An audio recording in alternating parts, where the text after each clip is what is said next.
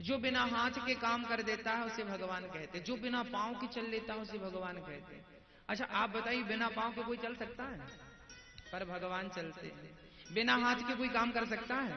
पर भगवान करते हैं। अच्छा बिना कान के कोई सुन सकता है? पर भगवान सुनते हैं। अच्छा बिना आंख के कोई देख सकता है?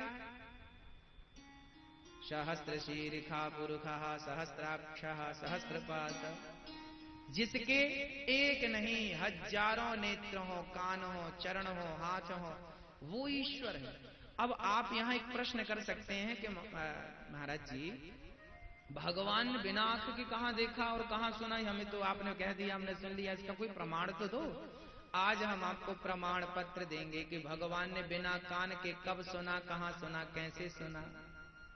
जरा ध्यान से आप सुनिएगा। जब द्रौपदी ने दोनों हाथ उठा करके कृष्ण को याद किया, द्रौपदी ने कहा, कहां जा छिपे हो प्यारे कन्हैया, यहाँ लाज मेरी लुटी जा रही है।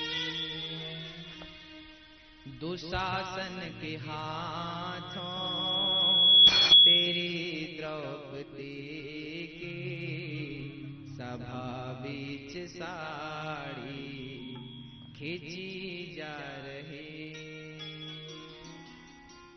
जब द्रौपदी ने दोनों हाथ उठाकर कहा, गोविंद मेरा कोई न सहारा बिन तेरे, नंदलाल सवरिया मेरे। जब द्रौपदी ने कहा, गोविंद मेरा कोई नहीं है, और जिसका कोई नहीं है भक्त जिस दिन ये कह देता है ना कि मेरा तेरे सिवा कोई नहीं है, उस दिन भगवान उसका हो जाता है संपूर्ण रूप से। जब द्रौपदी ने बुलाया, अच्छा द्रौपदी ने कहां से बुलाया था? द्रौपदी उस समय हस्तिनापुर में थी, अर्थात दिल्ली में थी। हस्तिनापुर उस जमाने में आज उसे दिल्ली कहते, इंद्रप्रस्थ। द्रौपदी दिल्ली पे थी, जहां उसका वस्त्र खिंचा, चीर खिंचा, वो दिल्ली थी। अब दिल्ली में साड़ी खिंच रही है द्रौपदी की, और आधी खिंच गई, और भगवान उस समय कहां थे? उस समय भगवान द्वारिका में थे। रुक्मणी भोजन परोस रही थी, आइए गोविंद बैठिए भोजन करिए।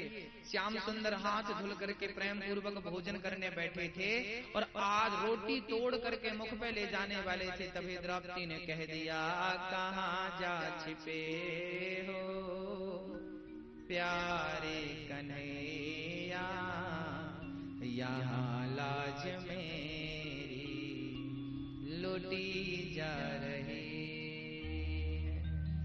दोनों हाथ उठा दिए द्रौपदी ने। अब बताइए कि उस समय टेलीफोन भी नहीं था।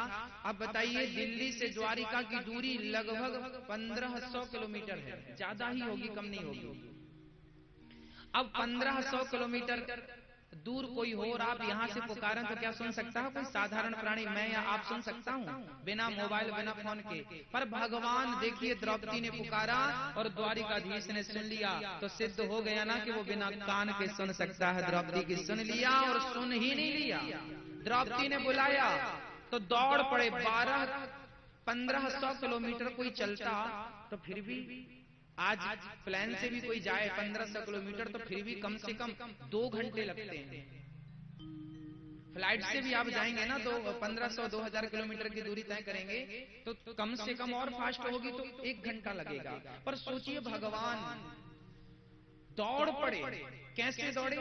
ना रथ था, ना हेलीकॉप्टर था, ना कुछ, बस दौड़ पड़े, बिना पांव के चल पड़े और पहुंच गए। और सही समय पे, ऐसा नहीं कि जब साड़ी खिंच गई हो, हमारे भारत की पुलिस सही समय पे नहीं पहुंचती है, पर भगवान सही टाइम पे पहुंच गए। जब द्रौपदी को जरूरत थी पहुंच गए।